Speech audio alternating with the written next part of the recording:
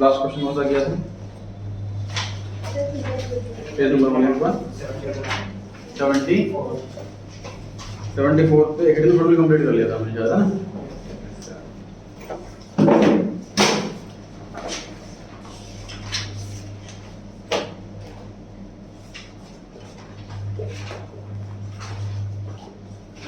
Eleventh class में जो topic था चैप्टर नंबर 3 एएस और आईएफआरएस में डिफरेंस। क्यों समझ लीजिए रूपी और डॉलर में डिफरेंस। जो इंडिया में एप्लीकेबल है वो एएस है। आईएफआरएस जो है इसे डॉलर है, इंटरनेशनल करेंसी है, जो कंट्रीज को अपनाना चाहे अपना सकती है। जैसे इंग्लिश इंटरनेशनल लैंग्वेज है, जो कंट्री अपनाना चाहे अपना सकती है। ऐसे ही आईएफआरएस इंटरनेशनल अकाउंट्स के स्टैंडर्ड्स हैं, जो कंट्री अपनाना चाहे अपना सकती है, अदरवाइज अपनी कंट्री के खुद के बना सकती है स्टैंडर्ड। एएस जो बनाए हुए हैं वो इंडिया के कंट्री के खुद के बनाए हुए हैं। उसमें हालांकि 99% कॉपी पेस्ट कर रखा आईएफआरएस से, कुछ कुछ जगह अलग है, जिसमें से एक जगह अलग है। फिक्स्ड एसेट्स को ये दिखाता है कॉस्ट पे और ये दिखाता है मार्केट वैल्यू पे। इनका कॉन्सेप्ट क्या है? देखिए यूएस में क्या है, अवेयरनेस है हर चीज की। शेयर मार्केट की बात करूं तो यूएस में लगभग 50% पॉपुलेशन फाइनेंशियली अवेयर है, शेयर मार्केट में पैसा लगाते हैं, अच्छा प्रॉफिट कमाते हैं। इंडिया में अवेयरनेस कम है, सिर्फ 4% लोग इंडिया शेयर मार्केट में पैसा लगाते हैं। यूएस वाले क्या कहते हैं कि हमारी जो कंपनी की जो इतनी भी एसेट्स हैं वो आज की वैल्यू पर होनी चाहिए। अगर हमने कोई प्रॉपर्टी खरीदी थी 1 करोड़ की, आज की डेट में वो 10 करोड़ की है, तो मैं अपनी बैलेंस शीट में उसको 10 करोड़ रुपए दिखाऊंगा। कम क्यों दिखाऊं? इन्वेस्टर देखेंगे इसके बाद 10 करोड़ की प्रॉपर्टी है तो शायद वो पैसा लगाएंगे, 1 करोड़ की प्रॉपर्टी देखेंगे तो नहीं लगाएंगे। इसलिए वहां पर फेयर मार्केट वैल्यू कॉन्सेप्ट चलता है। इंडिया में जैसे कि मैंने बताया सिर्फ 4% लोग ही पैसा लगाते हैं शेयर मार्केट में, इसलिए हमें इन्वेस्टर के पॉइंट ऑफ व्यू से नहीं, बेसिक कॉन्सेप्ट से दिखा रहे हैं कि सर जब फिक्स्ड एसेट्स को बेचना ही नहीं है, सिर्फ गुड्स इकलौती ऐसी आइटम होती है जो हम बेचने के लिए खरीदते हैं, उसके अलावा बाकी सारी आइटम यूज करने के लिए खरीदते हैं। तो मशीन, बिल्डिंग, फर्नीचर जब इसको हमने बेचने के लिए नहीं खरीदा, यूज करने के लिए खरीदा, तो मार्केट वैल्यू देख ही क्यों रहे हो? कॉस्ट पर ही रिकॉर्ड करते रहो। जिस घर में हम रह रहे हैं अगर वो हमारा है तो मार्केट वैल्यू उसकी अप एंड डाउन की प्रॉपर्टी की बढ़ती भी है घटती भी है, हम दोनों चेक करते रहते हैं या प्रॉफिट लॉस बुक करते रहते हैं, कुछ भी नहीं करते। जब बेचेंगे तो प्रॉफिट होगा या लॉस होगा। तो ये इंडिया में ये वाला कॉन्सेप्ट चलता है। दोनों ही अपनी जगह सही, किसी को भी गलत कहना सही नहीं। खैर, क्योंकि इंडिया में सर सारी आइटम कॉस्ट पर रिकॉर्ड होती है और मार्केट वैल्यू इससे अलग हो सकती है। ऐसे केस में अगर कोई नया पार्टनर हमारी फर्म में आ जाता है तो उसको मतलब कि अनफेयर एडवांटेज मिल जाएगा कि अगर फॉर एग्जांपल प्रॉपर्टी का लेता हूँ कि 1 करोड़ की प्रॉपर्टी खरीदी थी हमने कई साल पहले, अब उसको कॉस्ट पर ही दिखा रखा हमने, मार्केट में आज की वैल्यू उसकी 10 करोड़ रुपए। तो नया पार्टनर को एडमिट करने के बाद कुछ टाइम के बाद अगर वो प्रॉपर्टी बेचेंगे उसका भी इससे हो जाएगा प्रॉफिट, जबकि उसका ऐसा नहीं होता।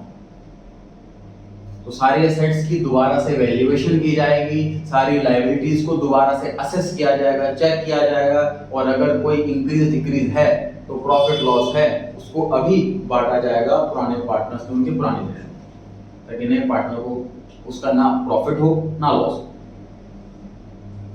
तो मार्केट वैल्यू डाउन भी तो हो सकती है। 10 करोड़ की हमने 1 करोड़ की प्रॉपर्टी खरीदी, उस एरिया में मार्केट वैल्यू डाउन हो गई इस प्रॉपर्टी की, तो कम वाली वैल्यू पर दिखाएंगे कि कॉस्ट पर दिखाएंगे? बताओ आप लोग। 1 करोड़ की प्रॉपर्टी खरीदी और उस एरिया में मार्केट वैल्यू उस प्रॉपर्टी की 50 लाख रहेगी, market value 50 lakh, cost 1 crore, किस पे दिखाएंगे? कॉस्ट पे दिखाएंगे।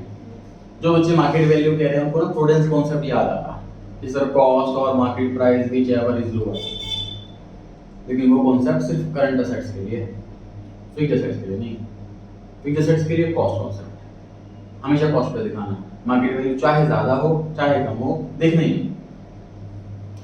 तो ऐसे केस में नए पार्टनर को लॉस भी हो सकता है, तो ना प्रॉफिट हो ना लॉस, इसलिए सारी एसेट्स की दोबारा वैल्यू की जाएगी, सारी लायबिलिटीज को असेस क्यों बोल रहा हूँ? देखिए मैं कई बार क्या होता है कि मान लीजिए मैंने किसी से गुड्स खरीदे उठा, अब वो कई लोगों का लेकर पैसा लेके भाग गया, अब मेरे लिए तो अच्छा ही हुआ क्योंकि मुझे तो पैसे देने थे, समझ में आ रही बात?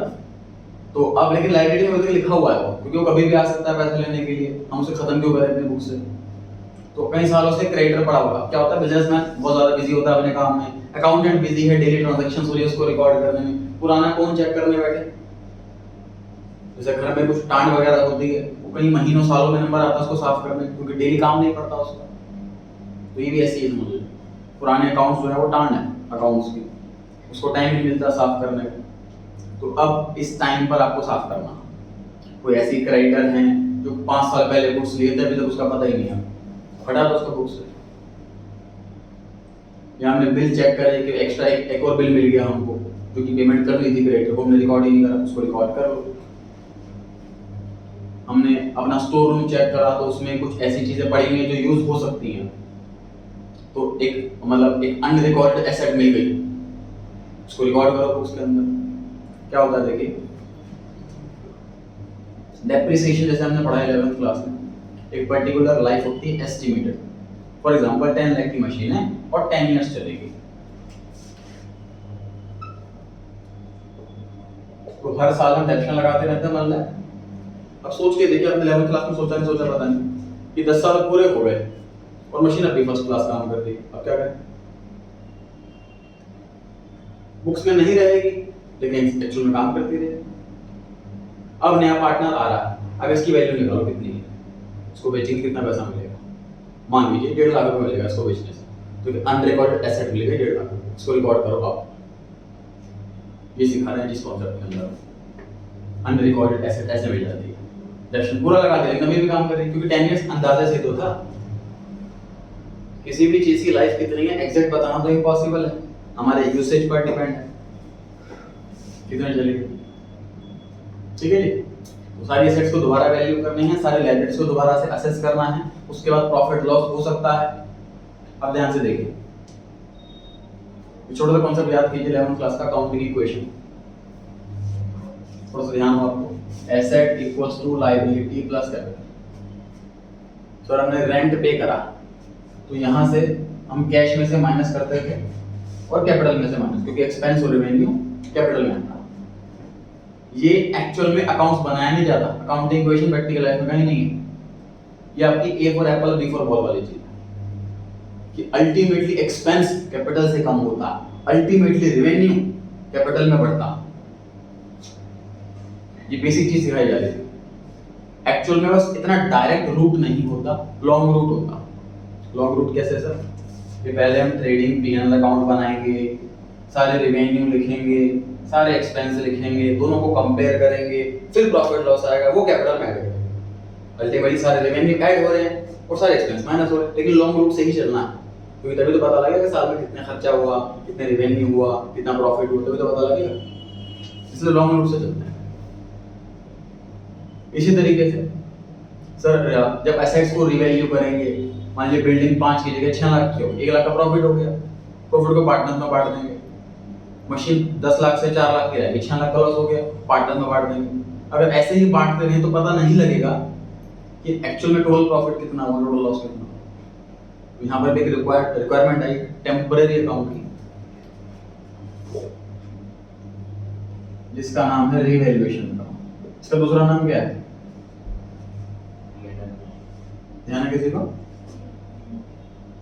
किसी को नहीं ध्यान? प्रॉफिट एंड लॉस अकाउंट में सारे नालायक हैं। चैप्टर तो करा चुका हूं मैं पहले। Profit and loss adjustment account, मतलब एग्जाम में आ जाता प्लेसमेंट अकाउंट बनाओ, तो आप मुझे कहते सर फीस वापस करो, आउट ऑफ कोर्स क्वेश्चन आ गया। पी&एल मैनेजमेंट अकाउंट, इसका दूसरा नाम है, ये टेम्पररी अकाउंट है। सारी एसेट्स को वैल्यू रीवैल्यू किया जाता है, रीअसेस किया जाता है लायबिलिटीज को, और बिल्कुल पी&एल की तरह प्रॉफिट हो, गेन हो क्रेडिट साइड, लॉस हो एक्सपेंस हो debit side, balancing figure, final profit loss. क्योंकि पास्ट ईयर का प्रॉफिट्स है इसलिए पास्ट रेशियो मतलब ओल्ड रेशियो में बांटा जाएगा। जब मैं ओल्ड रेशियो बोलूं समझ जाओ ओल्ड पार्टनर्स में, तभी मैं न्यू रेशियो बोलूं समझ जाओ न्यू रेशियो के अंदर, जो जितने लोग न्यू रेशियो के अंदर आए। ठीक है जी, बताइए जी, क्रेडिटर जो है वो 4 लाख थे, 5 लाख के हो गए, प्रॉफिट हो गया सर। लायबिलिटी का बढ़ना, हर चीज का बढ़ना प्रॉफिट नहीं होता, ये ध्यान रखना है हमने। कोई चीज बढ़ रही है, अगर वो एसेट है तो प्रॉफिट है, अगर लायबिलिटी है तो लॉस। ऐसे अगर एसेट कम हो रही है तो लॉस है, लायबिलिटी कम हो रही है तो प्रॉफिट। एक न्यू एसेट मिल गई, प्रॉफिट है लॉस? प्रॉफिट। एक न्यू लायबिलिटी मिल गई, लॉस। लॉस डेबिट में, प्रॉफिट डेबिट में। देखते हैं क्वेश्चन कुछ। 74 पेज पे टॉपिक दिया हुआ है रीवैल्यूएशन अकाउंट। पहला question, on account of admission the assets are revalued and liabilities are reassessed in dash account. Revaluation account जो ऑप्शन नंबर सी में लिखा है, इस बुक के लास्ट चैप्टर में पढ़ेंगे, resolution chapter. Second question, profit या लॉस होता है अगर रिवैल्यूएशन में तो वो ओल्ड पार्टनर्स में बांटा जाता है इस वाली रेशियो में। कौन सी रेशियो में? Old profit sharing ratio. Third question, when balance sheet prepared after the new partnership agreement assets and liabilities are recorded at revalued figure. तो दोबारा से हमने वैल्यू करी उस वाली फिगर का, नहीं वाली figure. Fourth question, a firm has an unrecorded investment of 5000 admission के टाइम, क्या एंट्री होगी? मुझे बताइए प्रॉफिट हो रहा है कि लॉस हो रहा है? प्रॉफिट हो रहा है। प्रॉफिट के केस में रिवैल्यूएशन अकाउंट क्या होगा? क्रेडिट होगा। तो सारे ऑप्शन में से जिस ऑप्शन में रिवैल्यूएशन अकाउंट क्रेडिट हो रहा है वो ऑप्शन सही है, ऑप्शन नंबर बी। ठीक है। और इन्वेस्टमेंट एसेट है, एसेट को रिकॉर्ड करने के लिए डेबिट किया जाता है।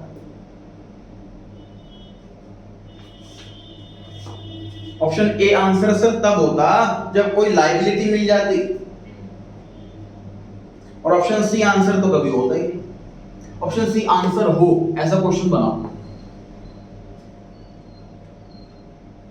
ऑप्शन सी वाली एंट्री आप पास करो, ऐसा क्वेश्चन बनाओ। देखते हैं जी कौन बना पाता।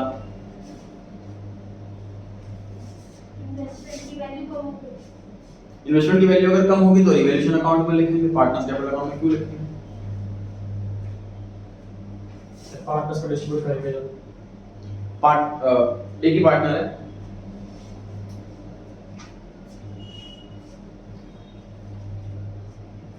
आपका आंसर 50% सही है। देखिए जब सारी एसेट्स को दोबारा से वैल्यूएशन किया जाता है, फॉर एग्जांपल स्टोर रूम में अंदर गए, स्टोर रूम के अंदर कुछ फर्नीचर वगैरह मिल गया, उस फर्नीचर की वैल्यू मान लेते हैं 2000 रुपए, उसको बेचेंगे 2000 रुपए मिलेंगे। लेकिन सारे पार्टनर्स कहता है कि फर्नीचर है 2000 का लेकिन हमारे काम का तो नहीं है, उसको बेच देते हैं। तो एक पार्टनर कहता है कि मुझे चाहिए घर के लिए, तो उसको मैं ले जाता हूँ, अकाउंटेंट को बोलते हैं ये फर्नीचर ऑफिस का है, इसे मैं घर लेके जा रहा हूँ, लिख लो उसको। हम क्या करेंगे? अकाउंट के काट लेंगे पार्टनर की, पार्टनर्स कैपिटल अकाउंट डेबिट होगा और investment asset decrease credit, investment account credit होगा। तो जब एसेट टेक ओवर कर लेता है पार्टनर तो ये सी वाली एंट्री होती है, जो सी में ऑप्शन में लिखा होगा। ठीक है, ऑप्शन सी के चाहे तो ब्रैकेट में लिख लो, investment taken over by partner. आपको ध्यान रहेगा कि ट्रांजैक्शन ये है, उसका आंसर ये है, ऑप्शन नंबर सी में investment taken over by partner.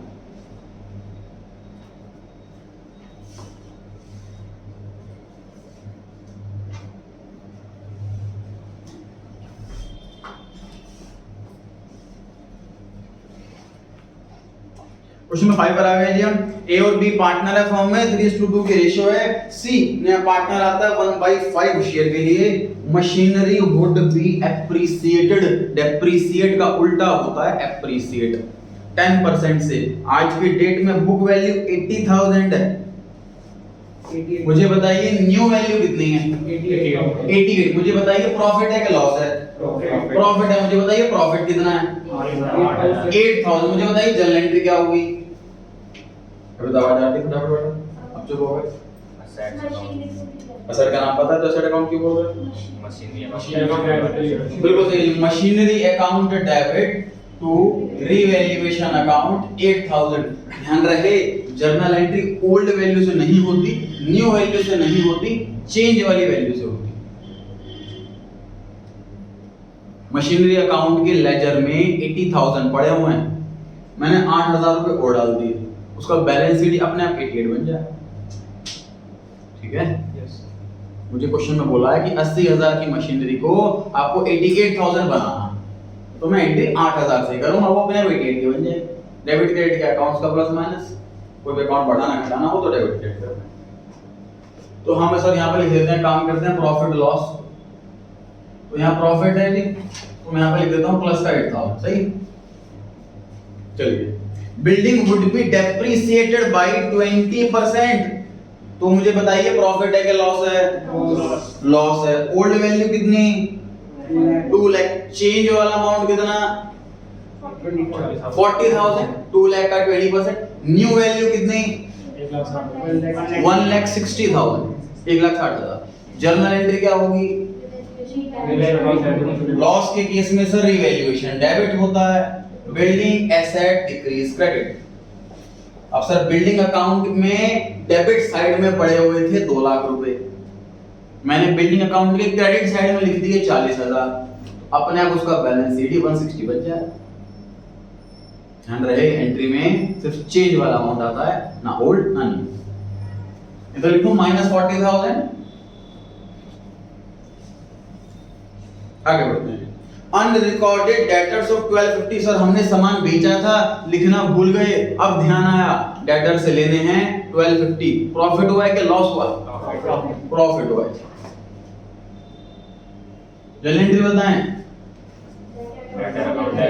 Debtor नाम की एसेट इंक्रीज हो गई और प्रॉफिट के केस में रिवैल्यूएशन क्रेडिट होता।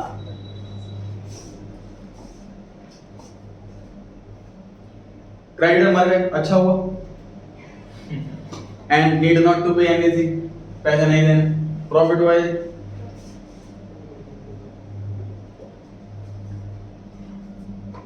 एंट्री बता। रिवैल्यूएशन डेबिट बोला किसी ने, नालायक प्रॉफिट है, डेबिट क्यों कर रहे हैं? प्रॉफिट के केस में रिवैल्यूएशन क्रेडिट होगा। एंट्री बोलो।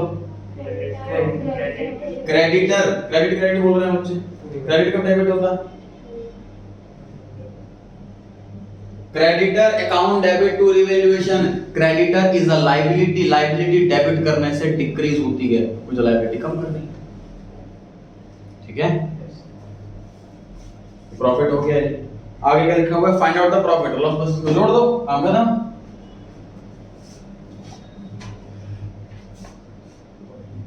$28,000 का लॉस आ रहा है, ऑप्शन नंबर ए। नोट कर लीजिए फटाफट से।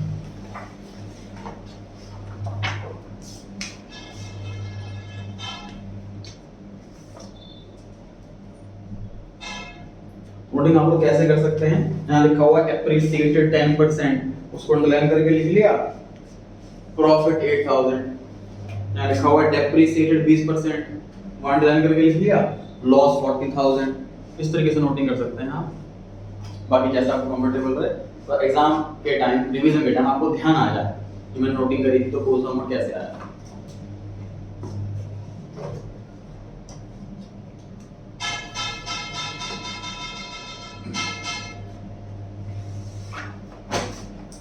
क्वेश्चन नंबर 6 पर आ गए हैं हम।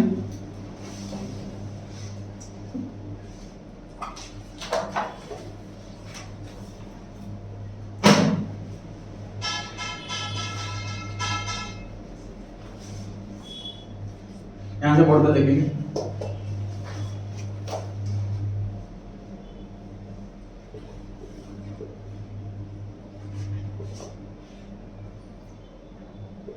ये topic chapter 14 11th class depreciation chapter के अंदर था, जो आप लोग छोड़ कर गए थे, प्रोविजन फॉर डेप्रिसिएशन। थोड़ा ध्यान से देखें क्या कॉन्सेप्ट सिखाता है।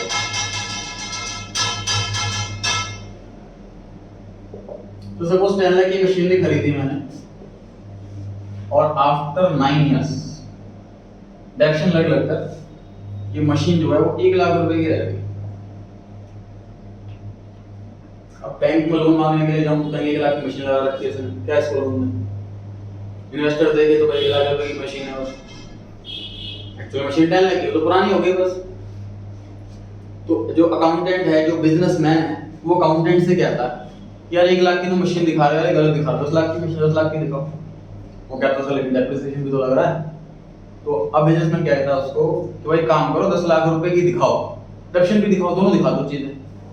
मतलब किसी को ये ना लगे देख करके कि मैं सस्ती मशीन इस्तेमाल कर रहा हूँ, हर एक को दिखना चाहिए कि मैं 10 लाख की मशीन इस्तेमाल कर रहा हूँ। यही कॉन्सेप्ट आया कि प्रोविजन फॉर डेप्रिसिएशन से एसेट को कम ना करके इंस्टेड हम एक सेपरेट अकाउंट खोल रहे हैं। देखो डेप्शन में क्या हो रहा है कि मशीन 10 लाख की इसमें से 1 लाख रुपए निकाले जा रहे हैं तो मशीन की वैल्यू कम होती जाएगी। अब इस वाले कॉन्सेप्ट में क्या करेंगे, मशीन 10 लाख की एज इट इज रहेगी, हम एक सेपरेट अकाउंट खोलेंगे डेप्शन के नाम का, प्रोविजन फॉर डेप्शन के नाम का, इसमें 1 लाख रुपए डालते रहेंगे हर साल। इसको ऐसे ना दिखा करके हम ऐसे दिखाते हैं, अगर machine 10 lakh less provision for डेप्शन 9 lakh, outer column में 1 लाख। अब हम किसी बैंक को बिंदास कह सकते हैं कि 10 लाख की मशीन लगा रखी है, हम इतना टाइम से लगा रखे 10 लाख की, 9 लाख डेप्शन ही लग गया, तो complete true and fair view आ रहा। इसमें मिसलीड हो सकता है इन्वेस्टर की सिर्फ 1 लाख की मशीन यूज करें। ठीक है जी, बेसिकली होगा क्या है, 9 लाख रुपए जो है वो मशीनरी अकाउंट से घटाने की बजाय मैंने एक नए अकाउंट के अंदर डालता रहा, प्रोविजन फॉर डेप्शन के नाम से। मतलब पहले साल के बाद ये 10-1 होगा, उस अगले साल के बाद 10-2, 10-3, ऐसे करते करते ही बढ़ता रहा, ये प्रोविजन वाला अकाउंट बढ़ता रहा, ये मशीन उतनी थी। तो हमारी बात प्रोविजन फॉर डेप्शन को ही डेप्रिसिएशन फंड भी कहते हैं। तो सर ये एक तरह से नेगेटिव एसेट है, कि इतने रुपए की एसेट है नहीं हमारे पास, ये चीज ये शो कर रही है, इतने रुपए की एसेट की वैल्यू खत्म हो चुकी है। तो ये कोई प्रॉफिट नहीं है, कोई रिजर्व नहीं है जो हम पार्टनर्स के अंदर बांट दें। क्वेश्चन ये पूछा हुआ अगला कि डेप्रिसिएशन फंड के साथ क्या करेंगे, तो क्योंकि ये कोई प्रॉफिट लॉस नहीं होता इसलिए इसके साथ कुछ भी नहीं करेंगे। Option number A. सर इसकी वैल्यू नेगेटिव में चली जाए तो डेप्रिसिएशन हम एसेट की कॉस्ट से ज्यादा कर ही नहीं सकते। सर टाइम पीरियड को खत्म हो जाए, देखो ना 10 लाख की मशीन है, 10 इयर्स की लाइफ है, 1 लाख पर चलाएंगे हम 10 साल तक, उसके बाद टाइम उसके बाद चलाना बंद कर देंगे।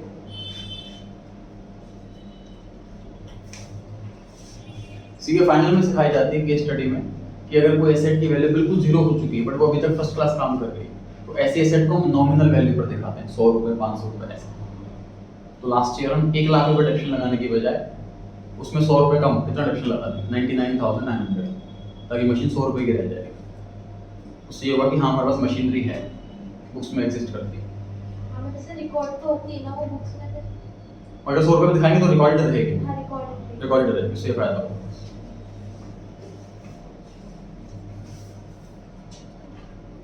नेक्स्ट टॉपिक है मेमोरेंडम रीवैल्यूएशन अकाउंट। देखिए कॉन्सेप्ट क्या है इसका।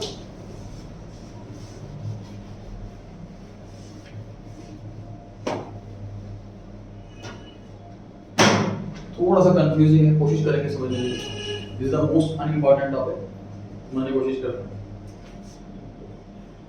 सर प्रॉफिट हो गया रिवैल्यूएशन में, मान लेते हैं 3 लाख रुपए, ये अपनी पार्टनर है, तो हमें क्या करना चाहिए, 1.5 लाख रुपए बांट देना चाहिए और सारी एसेट सारी लायबिलिटीज को न्यू वाली वैल्यू पर दिखाना चाहिए। Asset liability at new value, ये तो हुआ केस 1 रीवैल्यूएशन अकाउंट वाला। अब दूसरा तरीका सॉल्व करने का, मेमोरेंडम रीवैल्यूएशन अकाउंट वाला। ये बेसिकली कॉन्सेप्ट क्यों जनरेट हुआ, मेमोरेंडम वर्ड लगाने से इसका डुअल इंपैक्ट खत्म हो जाता। मतलब सर मैंने मान लीजिए राम अकाउंट के डेबिट में टू कैश लिखा है, तो कॉरेस्पॉन्डिंगली कैश अकाउंट के क्रेडिट में बाय राम चला जाएगा, ऐसा ही होगा। नॉर्मली लेजर में ऐसा होता है। अगर इस लेजर के आगे मेमोरेंडम वर्ड लगा देता हूं मैं, तो उसका डुअल इंपैक्ट खत्म हो जाता है। नोशनल अकाउंट, इमेजिनरी अकाउंट, इस मेमोरेंडम वर्ड का ये रेलेवेंस है, डुअल इंपैक्ट खत्म हो जाता है। अच्छे सर मेमोरेंडम रिसीव क्यों कर रहे हो, देखिए पार्टनरशिप एक्ट में ये लिखा हुआ है कि सारी एसेट लायबिलिटी को दोबारा वैल्यू किया जाएगा, प्रॉफिट पार्टनर्स में बांटा जाएगा, कितना बोला। बैलेंस शीट में न्यू वाली वैल्यू लिखनी है या ओल्ड वाली वैल्यू लिखनी है, इसके लिए कोई लॉ नहीं बना हुआ, ये पार्टनर्स की मर्जी है। तो अगर पार्टनर्स चाहते हैं कि पुराने वाली वैल्यू पर ही सारी एसेट लायबिलिटी लिखो, तो उस केस में क्या करना चाहिए, मेमोरेंडम रिवैल्यूएशन बनाएंगे नॉर्मल रिवैल्यूएशन अकाउंट की तरह। सारी एसेट की वैल्यू बढ़ रही है तो प्रॉफिट है, एसेट की वैल्यू कम हो रही है तो लॉस है, लायबिलिटी की वैल्यू कम हो रही है तो प्रॉफिट है, लायबिलिटी की वैल्यू बढ़ रही है तो लॉस है, और अल्टीमेटली प्रॉफिट हुआ वो हम ओल्ड पार्टनर्स में ओल्ड रेशियो में बढ़ सकते हैं, नॉर्मल वैल्यूएशन अकाउंट है। अब क्योंकि हमें सारी सेट्स पुरानी वैल्यू पर चाहिए, तो इसका हम रिवर्स काम करते हैं, यहाँ पे खत्म कर दिया इस सबको, यहाँ इसको इन सबको यहाँ लिखूंगा, एसेट को भी लायबिलिटी को भी, इन सबको यहाँ लिखूंगा, एसेट को भी लायबिलिटी को भी। क्या कर रहा हूँ बेसिकली कि जैसे मैंने यहाँ पर एसेट बढ़ाया और यहाँ पे एसेट घटा दूंगा वापस से, यहाँ पे लायबिलिटी कम करी फिर यहाँ लायबिलिटी बढ़ा दूंगा, इन दोनों को रिवर्स कर दूंगा। तो रिवर्स करने से हुआ क्या, रिवर्स करने से जो पार्टनर की इच्छा थी कि भैया पुरानी वैल्यू पर ही मेरे को एसेट लायबिलिटी चाहिए, तो वो आ गई, एक पर्पस पूरा हुआ। आगे जो प्रॉफिट, अब यहाँ प्रॉफिट होता है यहाँ पे लॉस होगा, अगर यहाँ के आइटम यहाँ आएंगे, यहाँ के आइटम आएंगे, प्रॉफिट की जगह लॉस हो जाएगा। ये लॉस हम बांट देते हैं न्यू रेशियो, लेकिन न्यू रेशियो में क्यों बांटना समझने की कोशिश करें। ये 3 लाख रुपए का प्रॉफिट सर आज की डेट में है, अगर मैं एसेट को नई वैल्यू पर लेकर के आता हूँ। ये 3 लाख में से 1.5 लाख मैंने 1.5 लाख इन दोनों को दे दिया। अब क्योंकि मैं एसेट लायबिलिटी को पुरानी वैल्यू पर लिख रहा हूँ, तो आगे जाकर जब भी एसेट लायबिलिटी को बेचेंगे तो प्रॉफिट होगा, है ना। उस टाइम ये प्रॉफिट 3 लाख रुपए का न्यू रेशियो में बढ़ेगा, है ना, ऐसा ही होगा। तो न्यू रेशियो में उनसे आज ही पैसा ले लेते हैं, मतलब लॉस की तरह बांट देते हैं उस 3 लाख रुपए को। उस 3 लाख रुपए को मैंने एज अ लॉस बांट दिया आज, फ्यूचर में ये 3 लाख एज अ प्रॉफिट बढ़ जाएगा न्यू रेशियो में, ऐसा फर्क। फिर से ट्राई करता हूं समझाने के लिए। यूज नहीं है इसका प्रैक्टिकल लाइफ में भी, थ्योरेटिकली मेथड बनाया हुआ था इसलिए सिलेबस के अंदर है, क्योंकि प्रैक्टिकल यूज नहीं है इसलिए एग्जाम के लिए इंपॉर्टेंट नहीं। फिर समझते हैं सर, हम जो 3 लाख का प्रॉफिट हुआ है इसमें से 1.5 लाख इसको मिल जाना चाहिए, 1.5 लाख इसको मिल जाना चाहिए, नए पार्टनर को कुछ नहीं मिलना चाहिए, ये चाहते हैं।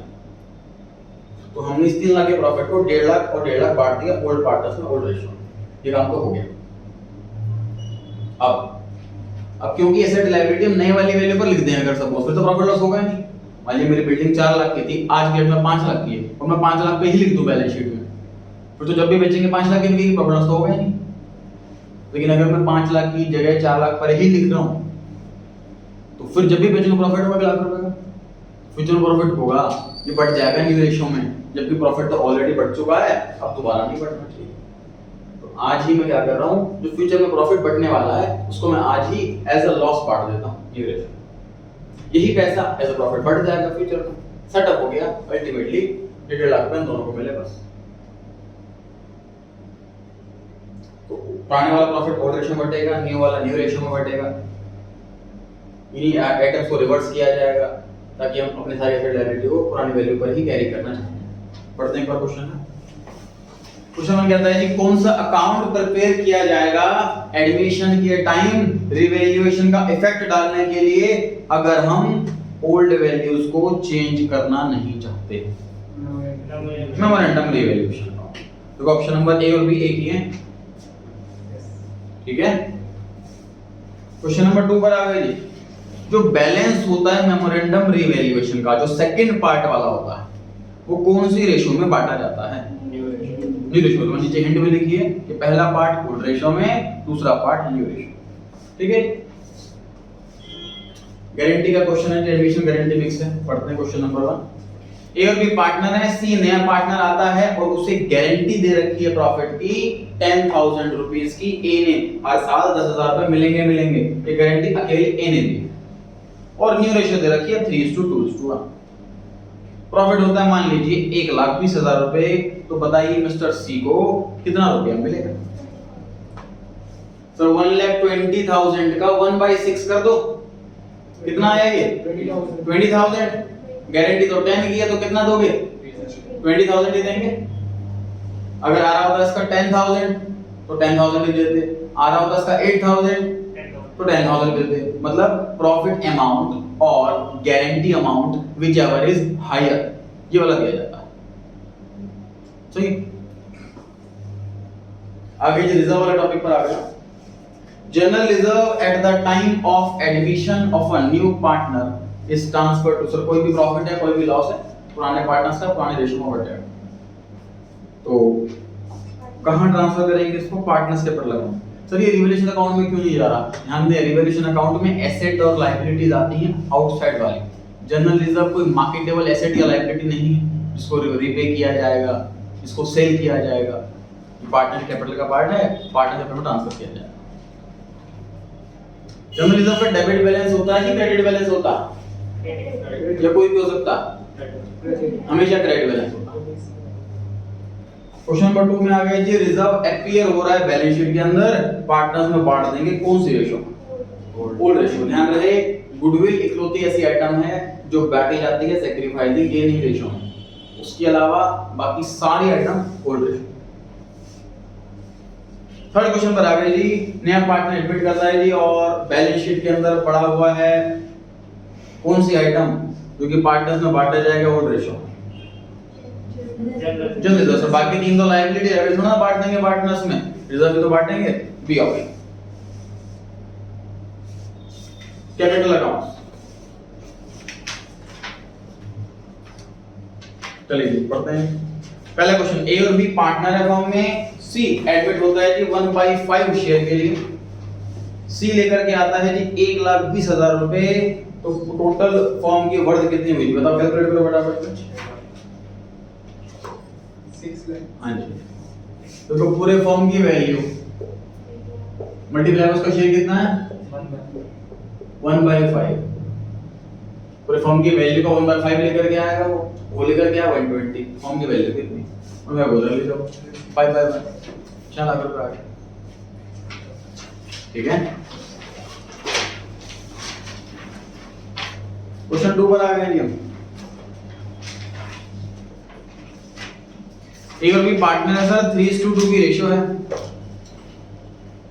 ए की कैपिटल दे रखी है 60,000, बी की 30,000। नया पार्टनर आता है 1/5 शेयर के लिए, कितना पैसा लेकर के आया?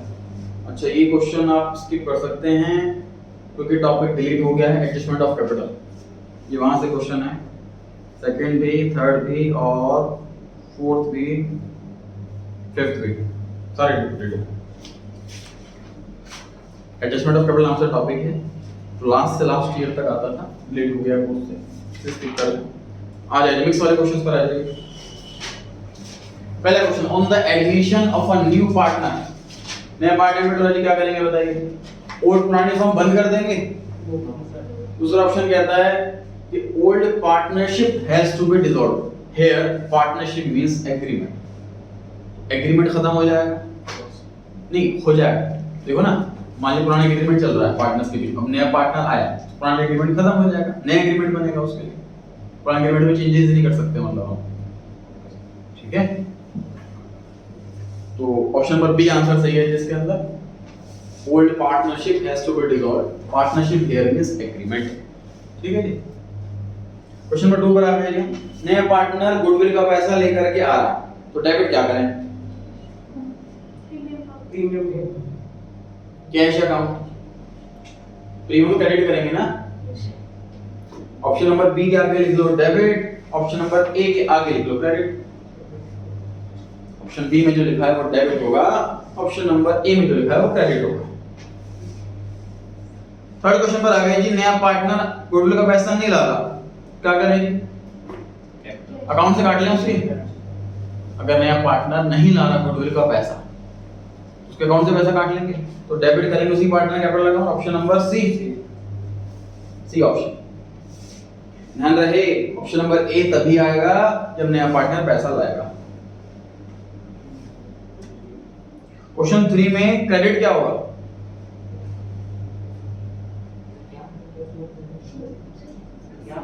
बताइए, क्वेश्चन नंबर 3 में क्रेडिट क्या होगा?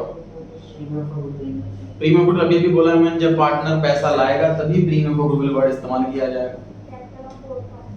Capital of sacrificing partners option में नहीं है।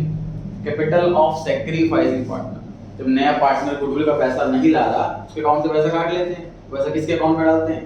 Sacrificing partners. तो यहां पे एंट्री लिख लीजिए बराबर में, new partners capital account debit. Question 3 के बराबर में एंट्री लिख लीजिए, new partners capital account debit to sacrificing partners capital account. Doubt है तो पूछिए। कैश क्रेडिट कैश क्रेडिट क्यों क्यों नहीं किया? नहीं किया? कैश क्रेडिट का मतलब पैसे देना, पैसे किसको दे रहे हैं यहाँ पर हम? सर लेकिन फर्स्ट एंट्री जो होती है वो हमारी होती है cash account debit to premium for goodwill, अगर वो लिख के आता है। हाँ, तो ये एंट्री इस क्वेश्चन में होगी नहीं। अगर वो नहीं लेके आया तो फिर कैपिटल अकाउंट की होगी, वो कैपिटल लेके आया है। अगर वो गुडविल नहीं लेके आया इस क्वेश्चन में तो सिर्फ गुडविल की बात कर रहे हैं, कैपिटल की बात ही नहीं कर रहे हैं। तो फिर पहले वाली एंट्री नहीं देखेंगे, सेकंड ही देखेंगे। हाँ, फर्स्ट एंट्री गुडविल की नहीं हुई ना, फिर कैपिटल की हुई ना। ठीक है जी, नए पार्टनर अकाउंट से पैसा काटेंगे जो सैक्रिफाइस करो कॉमर्स में डालेंगे। क्वेश्चन नंबर 4 पर आगे एडमिशन हो रहा है और हमें एक लायबिलिटी छुपी हुई मिल गई, फायदा हुआ कि नुकसान हुआ है? नुकसान हुआ है। रिवैल्यूएशन अकाउंट डेबिट के क्रेडिट? डेबिट। कौन सा ऑप्शन सही है? A option. जनरल एंट्री क्या होगी इसकी? Revaluation account debit to unrecorded liability account. Question 5 पर आ गए जी। हिडन गुडविल निकाल दिया। ए और बी पार्टनर हैं, इक्वल रेशियो है, ए और बी की कैपिटल दे रखी है, नया पार्टनर का शेयर 1/5 है और 70,000 रुपीस की कैपिटल लेकर के आ रहा। सबसे पहले क्या निकालते हैं सर हम? Capitalised value of firm. New partner capital लिखो, उसके शेयर होल्डर लटका दो, कैपिटलाइज्ड वैल्यू ऑफ फर्म आ जाएगी। उसमें से एक्चुअल कैपिटल पार्टनर्स की माइनस करनी है, चाहे ओल्ड हो चाहे न्यू। कितना है जी? तो आंसर कितना है?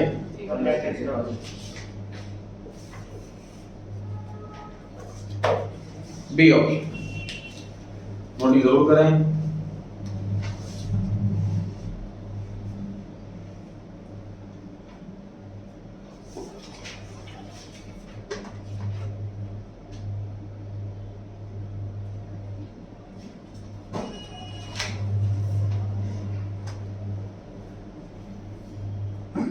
क्वेश्चन नंबर 6 पर आ गए जी। The new partners share of goodwill is taken by old partners in there. बताइए, जो पार्टनर सैक्रिफाइस करेगा गुडविल का पैसा उसी को मिलेगा, तो सैक्रिफाइस रेशियो। गुडविल वाला काम ही सैक्रिफाइस गेनिंग में होता है, बाकी सारा काम ओल्ड रेशियो। 7 पर आ गए जी। प्रॉफिट जो होता है रिवैल्यूएशन में वो कौन से रेशियो में बांटते हैं? ओल्ड रेशियो में बांटते हैं। B option. Revaluation account is a nominal account, temporary account से प्रॉफिट लॉस आता है इसके अंदर। 9th question. ओल्ड रेशियो 2:1 है, नया पार्टनर आता है 1/6 शेयर के लिए। न्यू रेशियो बताओ किस निकालेंगे? बताइए। Z का शेयर 1/6, रिमेनिंग 5/6। तो बचा हुआ शेयर बचे हुए पार्टनर्स के सामने इनकी बची हुई रेशियो में बांट।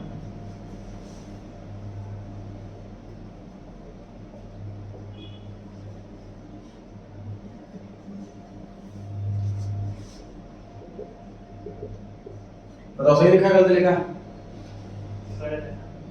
क्या गलती बताइए?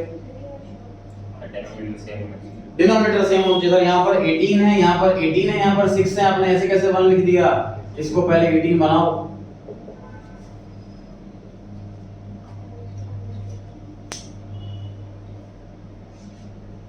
नोटिंग चालू रखिए। कौन सा ऑप्शन सही है? डी ऑप्शन सही है।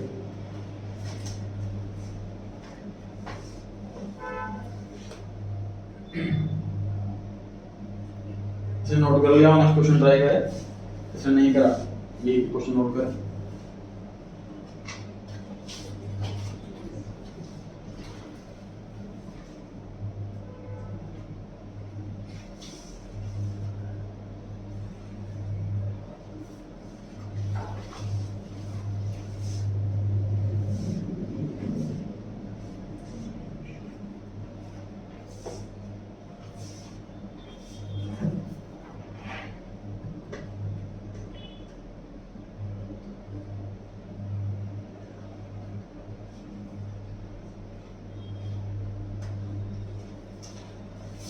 डन। क्वेश्चन नंबर 10 पर आ गए जी। ए और बी पार्टनर हैं, 3:2 की रेशियो है, नया पार्टनर आता है सी। ए से ले रहा है 3/20, बी से ले रहा है 1/20, सैक्रिफाइसिंग रेशियो बताओ। पेन को यूज करने की जरूरत है क्या? 3:1। ए ने कितना सैक्रिफाइस करा? 3/20, बी ने कितना सैक्रिफाइस करा? 1/20। तो ये तो रेशियो मांगी है, 3:1 रेशियो आ गई। 11 पर आ गई। बैलेंस शीट में दे रखा है वर्कमैन कॉम्पेंसेशन रिजर्व, और एक्चुअल लायबिलिटी मीट भी कर ली, पे कर दी लायबिलिटी हमने। उसके बाद कहां ट्रांसफर करेंगे सर? सारे के सारे रिजर्व पार्टनर्स अकाउंट में ट्रांसफर करेंगे। All partners capital account, A option. सारे रिजर्व पुराने प्रॉफिट से बने हैं, इसलिए पुराने पार्टनर्स का अधिकार है अपने पुराने रेशियो में। 12 पर आ गए जी। 12 क्वेश्चन रिपीट है, देखिए। एडमिशन हो रहा है, नया पार्टनर गुडविल का पैसा ला रहा है, तो कौन सा अकाउंट क्रेडिट करें? बताओ फटाफट से। B option premium for goodwill, और जो सी ऑप्शन में लिखा है वो क्या होगा? वो डेबिट होगा।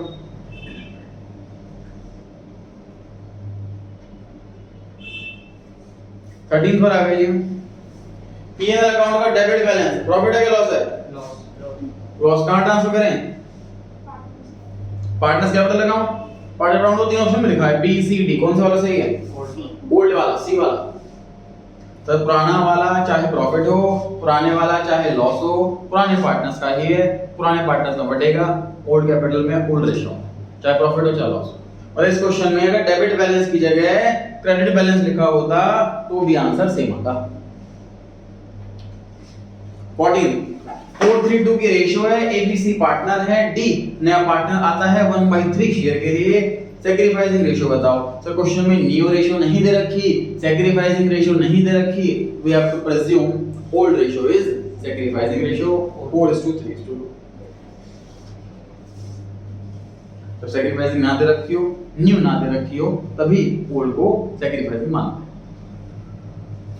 15 पर आ गए जी हम। एडी और गेट नाम से 2 पार्टनर है। मिस्टर सी नया पार्टनर आता है 1/4 शेयर के लिए, 10,000 रुपए ला रहा है कैपिटल में। अच्छा, एडिशनल कैपिटल वाला क्वेश्चन ये आउट ऑफ कोर्स है, कैपिटल वाला क्वेश्चन को कट कर दीजिए। अच्छा 16 में भी यही है, कट कर दीजिए। 17 करना, 17 एडिशनल कैपिटल वाला।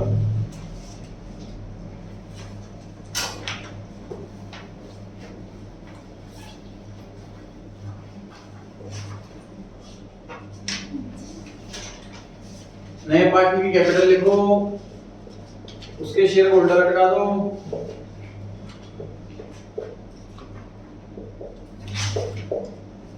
माइनस क्या करना है इसमें से? सारे पार्टनर्स की कैपिटल, ओल्ड भी और न्यू भी। तो टॉपिक पढ़ाया गया था, कौन सा बता दिया गया था? टोटल कितना हुआ इनका? 720। 3 लाख रुपए आंसर आ गया। D option.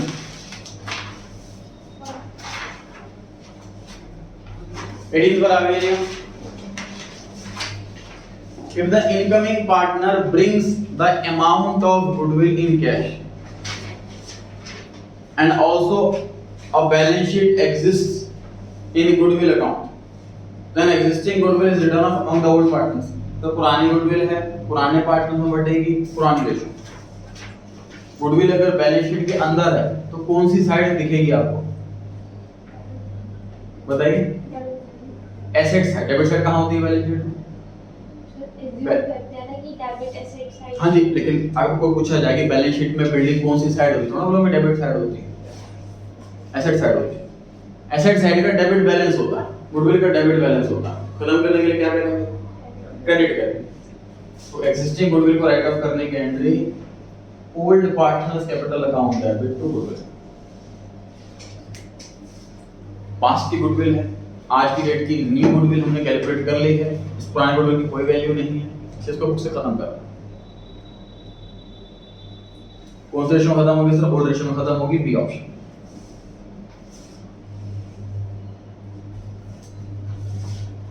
Question repeat.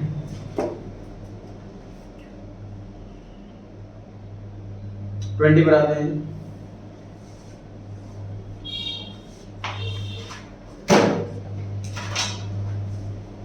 देखिए workman compensation reserve,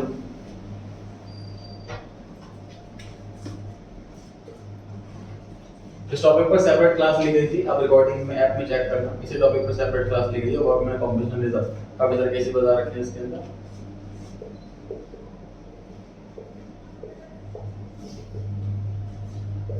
sir 1 lakh रुपए का रिजर्व है और एडजस्टमेंट में कुछ भी नहीं लिखा, क्या करेंगे? रिजर्व को बांट देंगे, सारे पार्ट है ना, सारे पुरानी रिजर्व,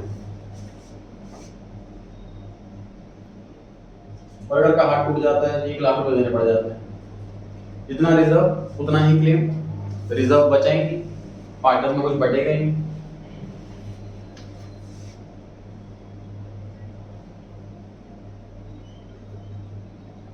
क्लेम 40,000 है, वर्कर की उंगली टूटी है, बस 40,000 रुपए देने, तो 60,000 रुपए का रिजर्व बच गया, इसको पार्टनर में बांट देंगे, पुरानी रिजर्व।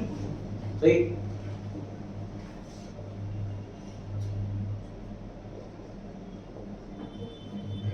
क्लेम देना है सर 1,10,000, रिजर्व से ज्यादा क्लेम देना, लायबिलिटी इंक्रीज हो गई, लायबिलिटी इंक्रीज होती है तो रिवैल्यूएशन अकाउंट में डेबिट साइड में 10,000। मतलब सर अगर क्लेम कम है तो रिवैल्यूएशन नहीं आया तो पार्टनर्स कैपिटल आया, क्लेम ज्यादा है तो रिवैल्यूएशन आया, पार्टनर्स कैपिटल नहीं आया। ये चीज आपको ध्यान रखनी है सर। क्लेम अगर ज्यादा है तो लायबिलिटी बढ़ रही है, लायबिलिटी अगर बढ़ती है तो डायरेक्ट पार्टनर्स कैपिटल में नहीं जाते, रिवैल्यूएशन के रूप से जाते हैं। और अगर क्लेम कम है तो पार्टनर्स कैपिटल में रिजर्व ही तो बांट रहे हैं, और रिजर्व तो सीधा बैलेंस शीट से पार्टनर्स कैपिटल में कूद जाता, उसे रिवैल्यूएशन के रूप से नहीं जाना। ठीक है, क्वेश्चन में ये लिखा हुआ है, देखिए कौन सा वाला केस है बताइए, आप लोग पढ़ करके क्वेश्चन पढ़ के बताइए कौन सा 1 से 4 तक कौन सा केस है। फोर्थ वाला केस है, लिखा हुआ if claim is more than the amount in reserve, fourth वाला केस है। तो जो कमी आ रही है, जो शॉर्टफॉल आता है 1000 रुपए का, उसे कहां लिखेंगे हम? रीवैल्यूएशन अकाउंट में लिखेंगे। 21 पर आ गए जी, बताना है जिसमें से कौन सा गलत, फॉल्स वाली स्टेटमेंट बतानी है हमें। 3 ट्रू है, 1 false. A new partner can be admitted in a partnership firm only with the consent of all the partners. सारे पार्टनर राजी होंगे तभी पार्टनर नहीं आ सकता है, ये बड़े डिसीजन में से आता है, मेजॉरिटी नहीं, 100% हमें इसमें एक्सेप्टेंस चाहिए। सही लिखा है। At the time of admission of a partner, there is a need to revalue asset and liability. सही लिखिए बात। True. Third, a new partner has to pay goodwill to the existing partner. True. A newly added partner is liable to pay debts incurred before admission. False हो गया जी, आने वाले liability के लिए वो applicable है, पुराने के लिए नहीं। 22. Identify the matter that needs adjustment at the time of new partner. New ratio निकालना, sacrificing ratio निकालना, asset liability को revalue करना, सारे काम करने होते हैं, all of the above. 23. Admission के टाइम पे जनरल रिजर्व को बांट दिया जाता है कहां? ओल्ड पार्टनर्स में, सी ऑप्शन। गुडविल वैल्यू करी 30, अपीयर हो रही है 12, पुराने वाली 12, तो नया पार्टनर जो C 1/4 शेयर के लिए आ रहा है तो वो कितना रुपया लाएगा? 1/4 30 का करें कि 12 का करें कि इन दोनों को माइनस करके जो है उसका करें या दोनों को प्लस करके जो है उसका करें? बताओ जी फटाफट। 30,000 में सिर्फ 12,000 तो पुराने वाली गुडविल है, उसको तो खत्म कर देंगे हम बैलेंस शीट में से पार्टनर्स कैपिटल में ट्रांसफर करके। जो आज की डेट की वैल्यू है वो वैल्यूड वाली गुडविल है जो कि 30,000 रुपीज, और नया पार्टनर 30,000 into 1/4 7,500 रुपीज लेकर के आएगा। ऑप्शन नंबर सी। 25 पर आ गए। सीए और एडयू पार्टनर है फर्म में 2:1 की ratio. सीए's son Gate is admitted for 1/4 share of which 1/8 was gifted by CA to his son. The remaining is contributed by Edu. बताना एडू ने कितना दिया? 1/8। नहीं समझ पा रहे? यहाँ से देखिए, नए पार्टनर का शेयर 1/4 है, इसमें से 1/8 एक पार्टनर ने दिया है। नोटिस करो 1/8 आधा है इसका, तो 50% अगर एक पार्टनर ने दिया है तो दूसरे पार्टनर में 50% ही दिया होगा, ताकि वैल्यू रेशियो 1:1 है ना। आगे बढ़ते हैं। गुडविल को जो है वो गुडविल की वैल्यू करी गई 4 लाख रुपए, तो गुडविल का अमाउंट एससीए और एडयू में कितना कितना आएगा। तो देखिए पूरे फर्म की गुडविल 4 लाख, नए पार्टनर से कितना रुपया मंगाना है बताओ, 1 लाख, 1/4 शेयर है इसका, तो 4 लाख का 1/4 1 लाख, 1 लाख रुपीस नया पार्टनर लाएगा, उन्होंने आधा आधा सेक्रीफाइस करा, आधा आधा बांट लेंगे, 50,000 ऑप्शन नंबर बी। बताइए क्लियर हुआ कि नहीं हुआ। नया पार्टनर 4 लाख का 1/4 1 लाख रुपए लेकर के आ रहा है, और इसको हम सेक्रीफाइसिंग पार्टनर इसको इक्वल रेशियो बांट लेंगे, क्योंकि इनकी रेशियो इक्वल है। 26 एडमिशन के टाइम पर अगर एसेट की वैल्यू कम हो जाती है तो क्या क्रेडिट करते हैं बताइए। एसेट अकाउंट एंट्री लिख लीजिए वहां पर, revaluation account debit to asset account, entry लिख लीजिए revaluation account debit to asset account. Debit होगा रिवैल्यूएशन क्योंकि लॉस हो रहा है, और क्रेडिट होगा एसेट, एसेट डिक्रीज क्रेडिट। अब क्वेश्चन में पूछा हुआ है कि क्रेडिट किसे करेंगे, तो एसेट अकाउंट पे टिक करेंगे। क्वेश्चन में पूछा होता है डेबिट किसे करेंगे, तो रिवैल्यूएशन अकाउंट पे टिक करते हैं।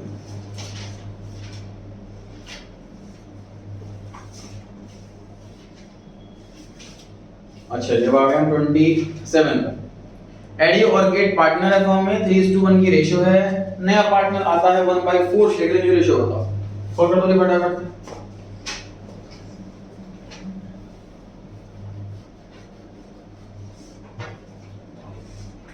नए पार्टनर का शेयर 1/5, तो रिमेनिंग शेयर 4/5। अच्छा मैंने अगला क्वेश्चन पढ़ लिया, 3/4 एडयू और गेट, रिमेनिंग को बांट दो इनकी पुरानी रेशियो में, 3/4 1/4, 9 3 और 1 सही लिखा है। डिनोमिनेटर सेम करना पड़ेगा,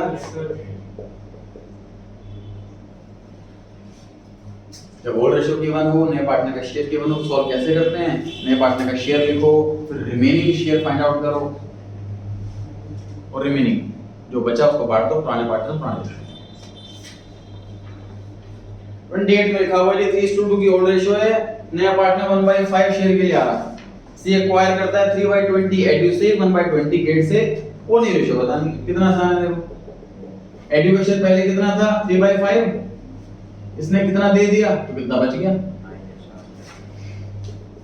गेट का शेयर पहले 2/5 था, इसने 1/20 दे दिया तो कितना बच गया, और नए पार्टनर का शेयर तो पता ही है, आगे नहीं रेशियो, सॉल्व कर दो बेटा।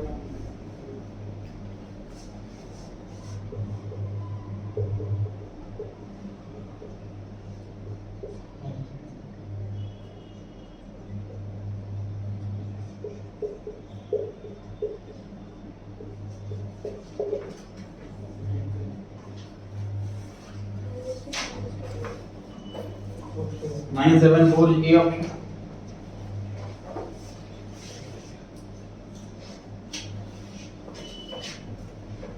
ट्वेंटी 29 पर आ गए। न्यू पार्टनर लेकर के आता है गुडविल का पैसा, तो ये शेयर होगा पार्टनर्स में कौन सी रेशियो में, सैक्रिफाइसिंग रेशियो में। गुडविल का पैसा ही इकलौता पैसा है जो सैक्रिफाइसिंग रेशियो में बढ़ता है, इसके अलावा बाकी सारे पैसे old ratio. Third question number 30 जी, रिवॉल्यूशन अकाउंट के टाइम पे लॉस हो गया तो कौन सी रेशियो में बढ़ रहे हैं, ओल्ड रेशियो। प्रॉफिट हो तो भी ओल्ड रेशियो, लॉस हो तो भी ओल्ड रेशियो। 31 एडमिशन होता है जी, नए पार्टनर का एसेट की वैल्यू बढ़ जाती है, कौन सा अकाउंट डेबिट करें, एसेट अकाउंट। ध्यान रखना है इसमें, मतलब रिवॉल्यूशन अकाउंट टिक करके आ जाता है बच्चा, अलग इसमें देने रखा। एसेट की वैल्यू बढ़ रही है तो एसेट अकाउंट डेबिट होगा, रिवॉल्यूशन अकाउंट क्रेडिट होगा।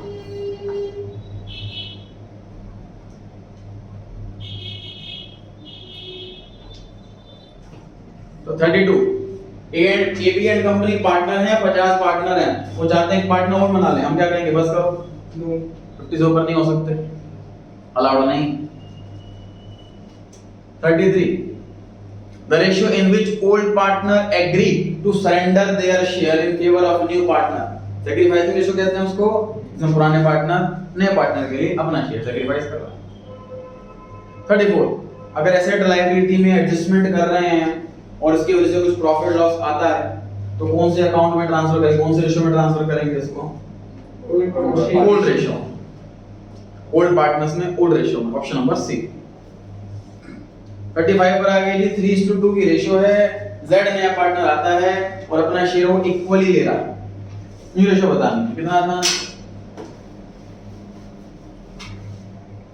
देखिए यहां से बोर्ड पर x y और z, z का शेयर तो पता ही है, x का पहले कितना था 3/5, इसने कितना सैक्रिफाइस करा?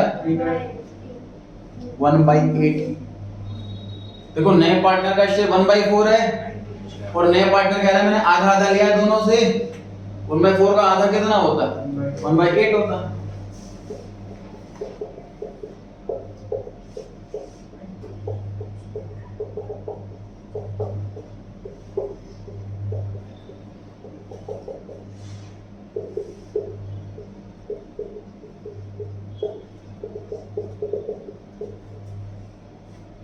Nineteen 11 10 B option.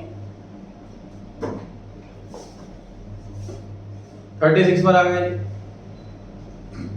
New partner admit होता है फॉर्म में with the consent of all any, बताइए कौन सा ऑप्शन? ऑल, बड़ा डिसीजन है तो ये बात एग्री होनी चाहिए। 37 in the absence of an agreement as to who will contribute to new partners share, तो old ratio, old partner will sacrifice in, question क्या कह रहा है? क्वेश्चन ये कह रहा है कि क्वेश्चन में इंफॉर्मेशन मिसिंग है, तो सैक्रिफाइसिंग रेशियो क्या होगी? इक्वल या ओल्ड?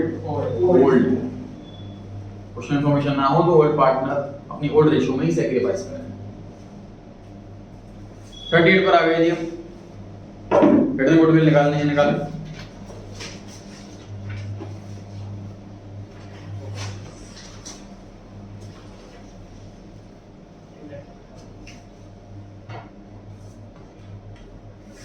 नए पार्टनर की कैपिटल लिखो, उसके शेयर को उल्टा लटकाओ, 7 लाख को क्या बोलेंगे? Capitalised value of firm, minus करें इसमें से एक्चुअल कैपिटल एम्प्लॉयड ओल्ड और न्यू सभी पार्टनर की,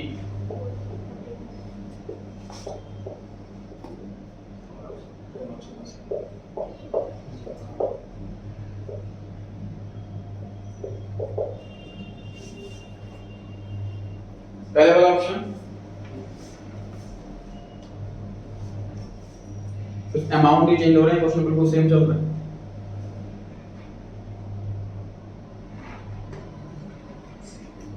बढ़ेंगे आगे, 39 पर आ गए जी, एडमिशन के टाइम पर अनरिकॉर्डेड इन्वेस्टमेंट की एंट्री कौन सी होती है इनमें से? इन्वेस्टमेंट डेबिट होगा, एसेट को रिकॉर्ड करने के लिए डेबिट किया जाता है, और एसेट मिल गई हमें तो प्रॉफिट हो गया, प्रॉफिट के केस में रिवैल्यूएशन अकाउंट क्रेडिट किया जाता है। ठीक है जी, एमसीक्यू कंप्लीट हो गए हैं जी चैप्टर के। नेक्स्ट क्लास में स्टार्ट करूंगा मैं बुक 3 चैप्टर 1 बैलेंस शीट और PNL. Book 3 chapter 1 balance sheet और पीएनएल। तो टीटीएस वाला बैच है उसमें स्टार्ट करूंगा शेयर कैपिटल। ठीक है जी।